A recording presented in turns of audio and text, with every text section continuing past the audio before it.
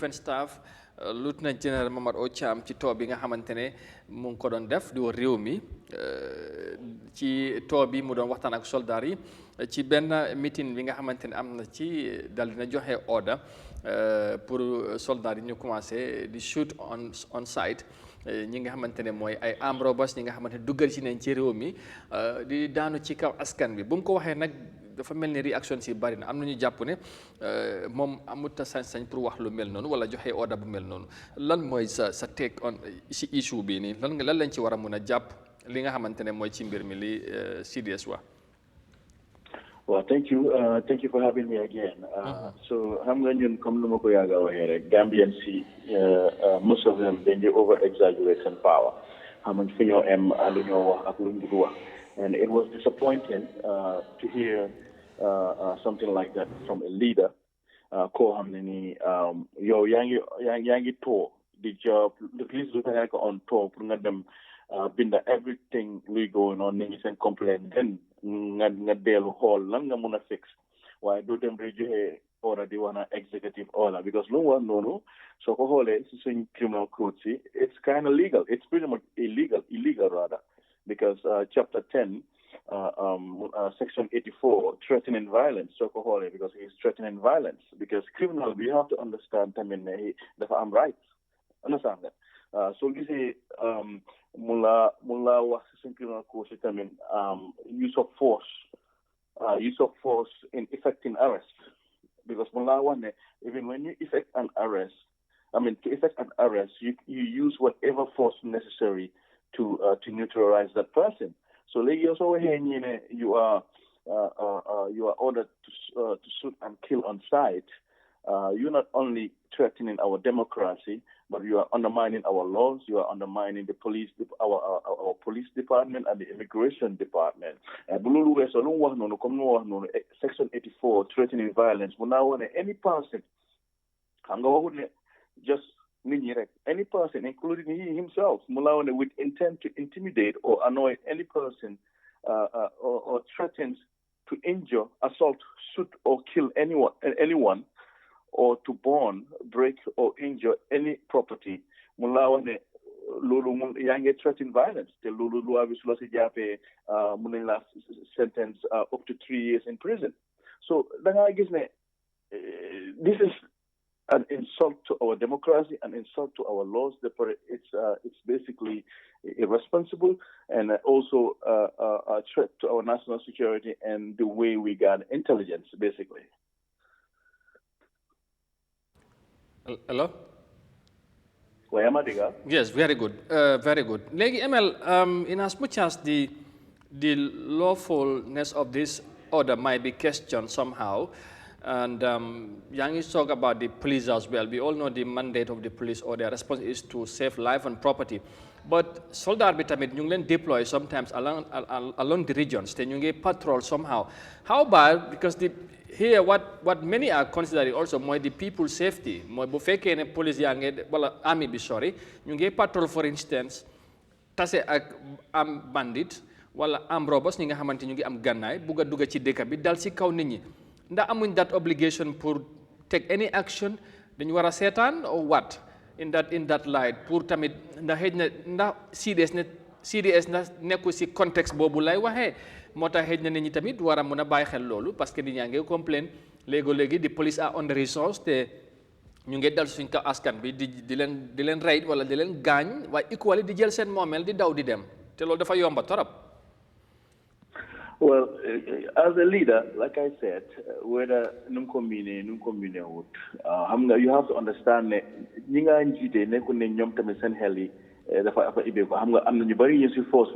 they are close-minded. They doggy. So when they shoot to kill, the first thing you want is shoot to kill, right? There's a language. A leader,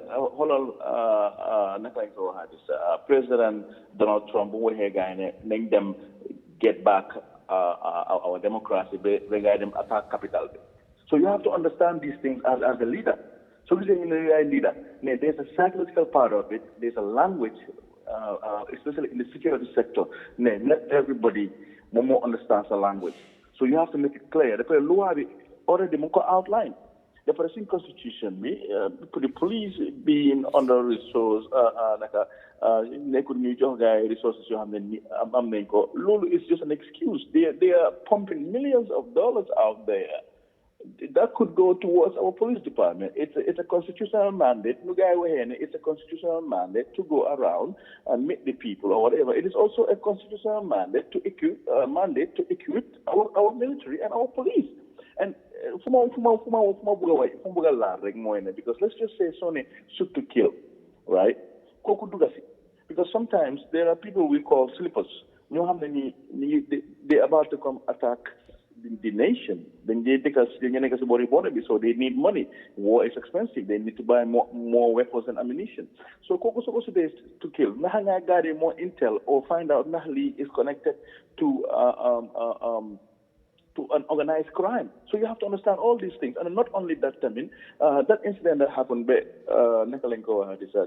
guy, Hunter with them rescue borom boutique bi léegi yow police I mean ñëw nañ on site gis that man holding a gun to protect someone else from being robbed or whatever doo ko jaawale rey ko and then what dama foogoon lii la. So there is a language. This is what we're talking about. Whether he meant it whatever way or nu mu ko waxee waaye nu mu ko waxee shoot to kill is an executive order loolu du liggéeyam.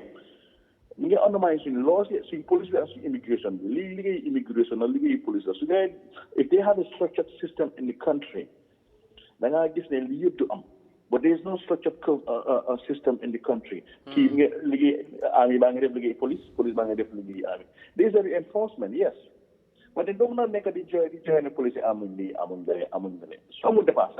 My friend, our intelligence gathering, I guess there are other counter-intelligence measures you can put around the border and do involve money, sir. Then I use sending direct. So we have a lot to learn, my friend. We have a lot to learn. So this is Made Mer, the one and then by the Andy Nino Switeka, Nino Train. Lord is another way of them analyzing us. They could use that data and sell it to someone else in the future. So, let's just say you find out natural resources. Come, we have Burkina Faso right now. They could use that to hold Lalanyemo. So all these things, we have to be careful about it. Just because you're a security officer, you're a leader, doesn't mean you're they are using what we call friendship gesture to get intel on you. It is sad. The comments made by the CDM, would not have any security implications to the country, security-wise? No, I'm sorry, what? Do you see this one? Would not have any security complications or implications, rather? Oh, definitely. Because yow man mun naa nekk sa neighbor. Xam nga Gambian ñu bari ñu fa dañ lay fi jaxase dañoo jël lu ndaw tonto into something ñoo jaxase la maybe because dañoo bëgg jël sa alal or sa brother nga bëgg jël sa alal xam na ne da nga dem robi xam na ne nag liggéey naa fekkal dem robi so mun naa call man ami man kii mi ngi dem robi ñi ami su ñëwee because yow nga ne soo gisee gars yi ne ñi ci fekkal surtout kill mu ñëw surtout ñu rey ko. And not only that, like I said, when you do that, you got intelligence on that person to find out that from outline. There's a language. It's already in our laws. Yes. Dafa am fu mo commencé so gisee nit ki so ñëwee on suñu su desee gars ñëw si scene bi ñu gis ne kii mu ngi team fetal di wax ne give me your money or something like that, jamu sa xaalis bi ñu gis ne mu ngi pose a threat to this person. Yes, they are obligated to use whatever use whatever force necessary. Xam nga waxu ne shoot to kill. Use whatever force necessary to neutralize that threat, including deadly force. Moo tax lii yëfi law enforcement la. So you need ñu bari ñu service bi right now riidoon suñu luwaay xamuñ suñu luwaay luñ wax xamuñ liggéeyam fan la war a am. So then they mislead me, basically. It is sad, bro. It is really sad. So there are so many security implications. You have many just a time, and I'm not sure I'm going more questions from me or what.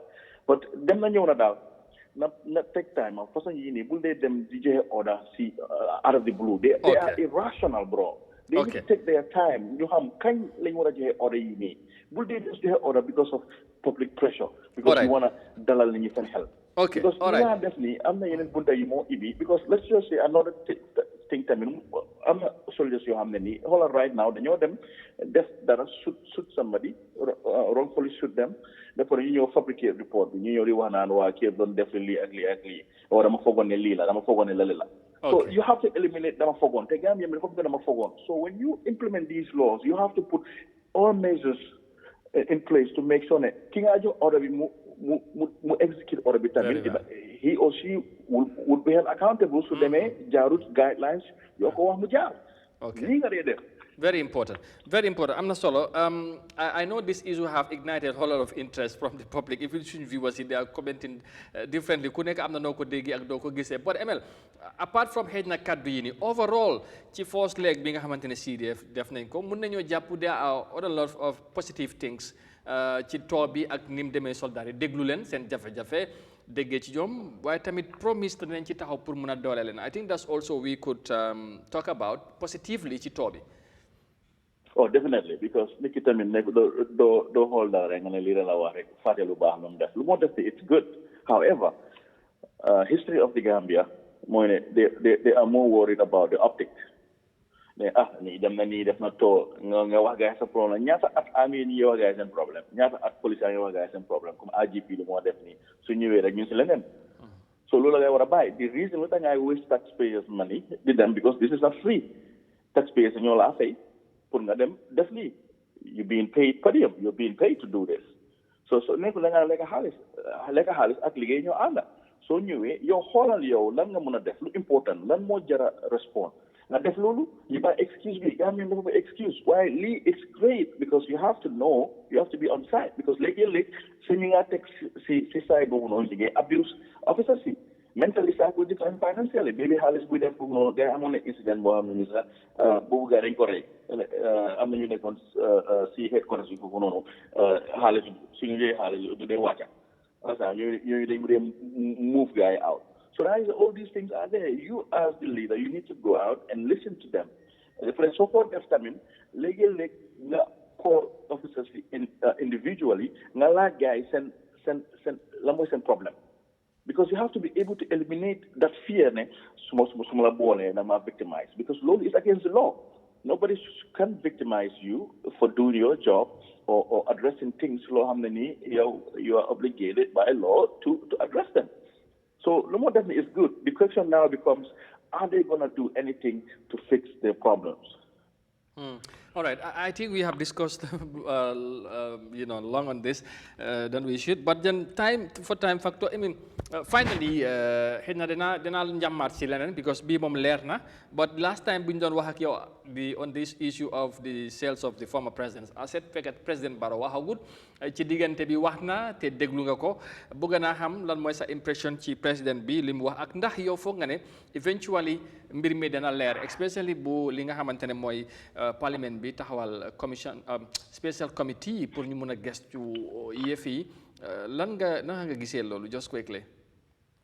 Well, right now man ma ngi ànda nit ñi almost yaakaar te loolu tamit su ñëwee loolu it wouldn't be in the best interest of the president because right now mun naa ko wax ne mu ngi toog si kaw nen with all due respect to him because li xew mooy moo tax your integrity and your dignity should be respected and protected though you cannot be protecting so foo gis nga protect nit sa family si sa leadership or si sa business boobu day yàgga because ñu bari seen business dafa naanu because dañ dem nekk di protect family hey bàyyil nii ak nii comme kilifa boo xam ne mu ngi def lu ko neex su defee lu jaaduwul sax ñu ne waa ak kilifa la déglu ko because President Barrow moom moo put himself in this situation how many commissions do we have commission of inquiries do we have here ndax ñooñu they were held accountable no every time ñu ngi brosse affaire si under the rock so tey nga bëgg a ñu óolu la ne you will do something so to me daal dem na ñëw na daal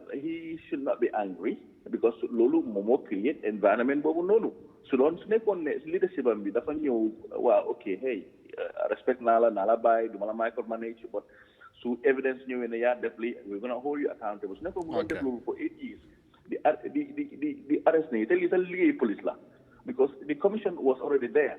Right now, you find that corruption. So police is laying on a task. IEF commission is another strategy of distracting people or slowing people down. So people are not stupid. Lola ko yagawa. You neka around nam nunu. You want when you arrest me, them na free, them na pay. You don't even know that they want to arrest me. So you may live protest. There is a law. Luncha jaisa. The elements bunega doesn't match ni lugay def. Because you broke the law. You cannot be breaking the laws of the land and you expect people to follow the law because they violated these people's constitutional right. You got public order act. Why are you charging guy under that act? They charge them under section 69 on local assembly. There has to be intent to commit an offense or maybe destroy or breach of the peace. The breach of the peace, section 15B, I believe, chapter 11 in our criminal code, police arrest. But these people, they did not do anything. They went and sat somewhere else as citizens of the Gambia, as it is stated in our constitution. And then you arrest guy for what? Because you wanted to create intimidate. You wanted to intimidate them, which is against the law. So as a leader, we must just a time. All right. You know they create a very. Therefore, it's just backfire. You play the victim game. You are blend number politicians. You are push. What politicians you are push? The family nga nagre toro sa jabat or the toro sa dikat nyata. Koko nyo fipo bena de. Ni gising loko dem de. Ñu di wone waaw luma amul motax mu bayima o bëgg ma de deglu legi. Waye do ma sa wax yow lan motax koko fipo de. So li mo ne gari do mas ñu mom Momadou Sabally ni di code Alquran bi. Ñu nagay tek Alquran bi aside because they are insulting the Quran. Because you cannot create an environment for how many people will react, people will come back and fight back, then you will declare the victim. Then buy Lulu. All right. Thank you. Buy blame game. Jerejef ML, I know we wanted to talk about the issues as well, but time didn't you come. But Jerejef, thank you very much.